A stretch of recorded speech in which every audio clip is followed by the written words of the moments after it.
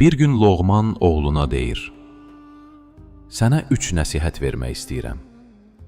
Birinci, çalış həyatın boyu dünyanın ən ləzzətli yeməklərini yiyəsən. İkinci, çalış dünyanın ən rahat yataqlarında yatasan. Üçüncü, çalış dünyanın ən yaxşı saraylarında yaşayasan."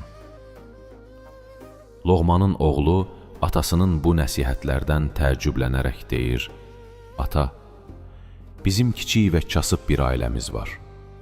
Bu kasıb vaxtımızda bunlara mən necə nail ola bilərəm?"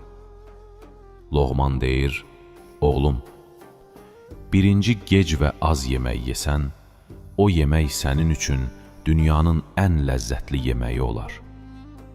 İkinci, çox çalışıb gec yatsan, yatdığın hər hansı bir yer sənin üçün dünyanın ən rahat yeri olar.